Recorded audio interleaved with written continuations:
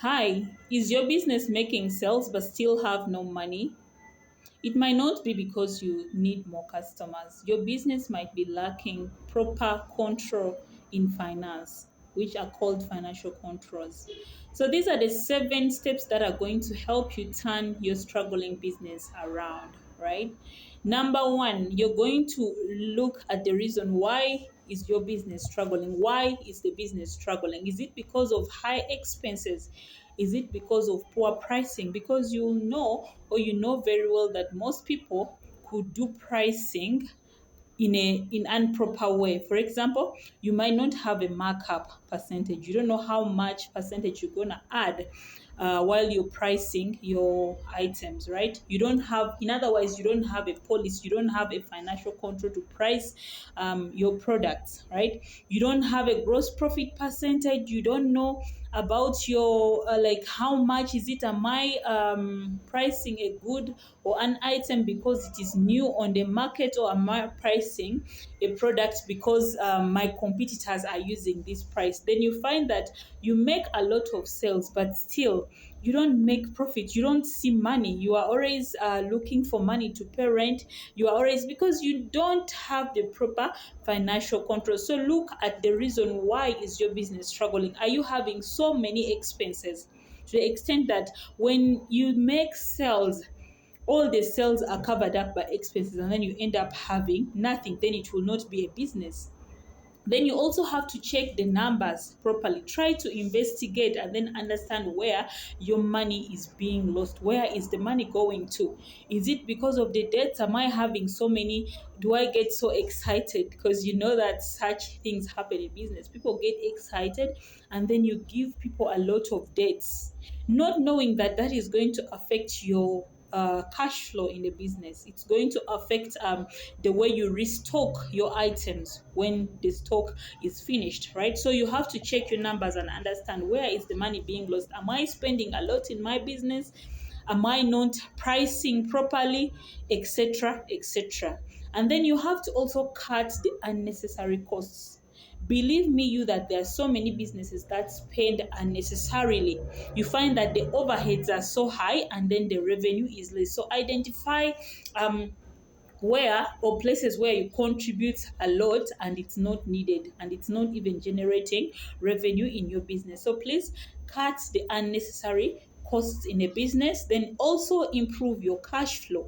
How are we going to improve our cash flow? That is a topic on itself. But today, how can we improve cash flow with the objective of making our struggling business survive or come back and turn around, right? We're going to look at our debts. How many people do we have who need to pay us back the money, to bring back that money? So please try to get back the money which are in debts and bring it back into the business. Negotiate better terms with the suppliers, right? It doesn't mean that when the supplier gives you items, or let's say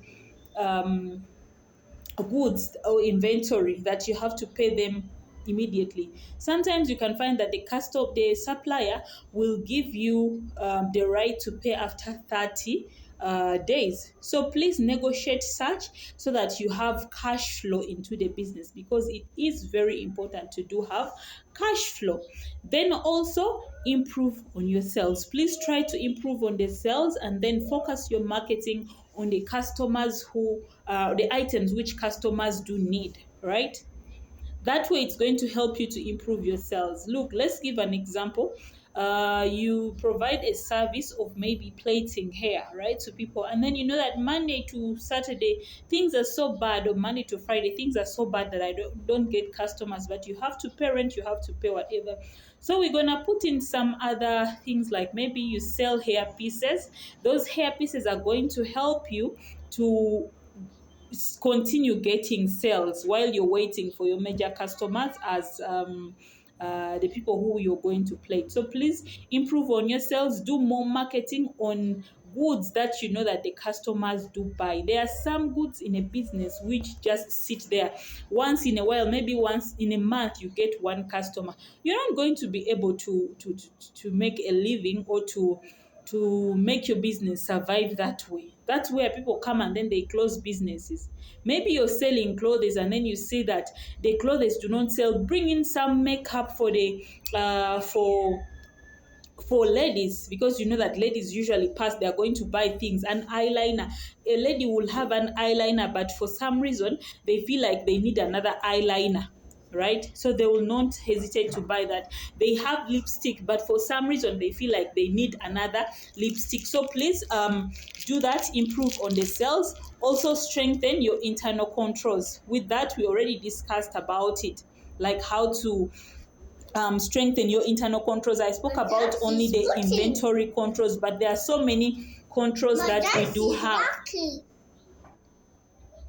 For example, misuse of business money. Don't leave your friends, maybe your relatives, to just come in and then touch in the business money and use it in any way. Please, they should not misuse the money. Have controls. For example, if someone is going to come and then take money for the business, they should sign for it.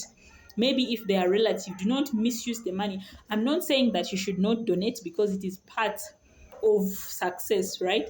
But please do not misuse the money. And then put in controls, like to avoid theft. For some reason, you could find that your stock is going down, and then by the time you want to restock, you don't see the money.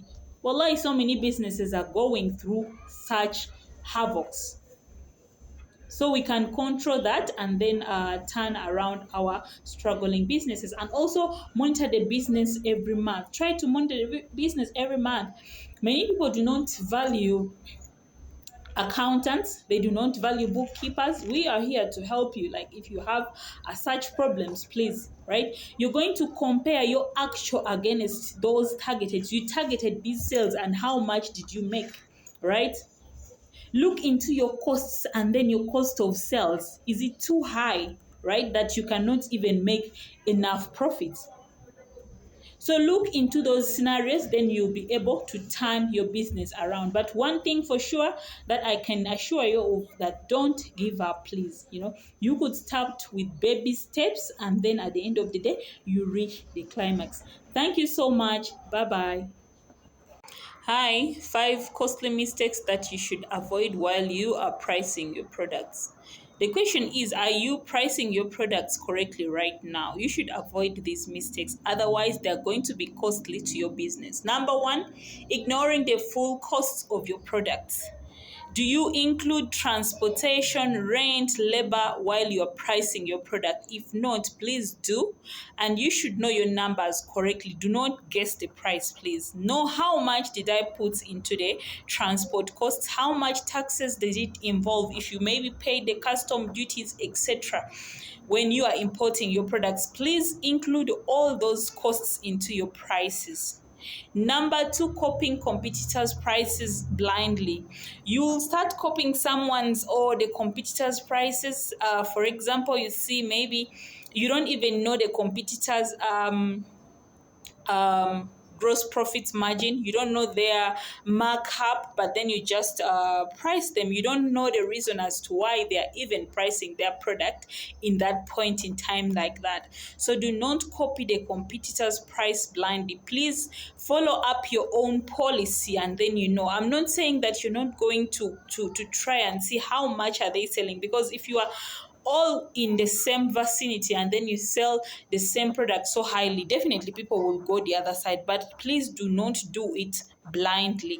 Know, if possible, know their markup percentages. Know the reasons as to why they are pricing their products. Like, maybe those products are for last year's stock, and then they want to finish them up and they sell them cheaply, and then all of a sudden you come up and then you copy their prices.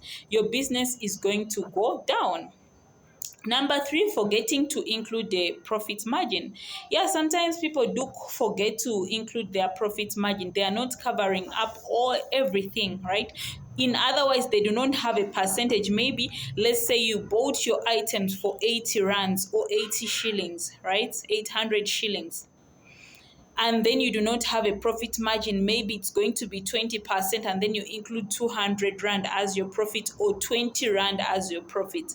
Meaning that you will not know, do not guess, have your percentage when you are having the pricing.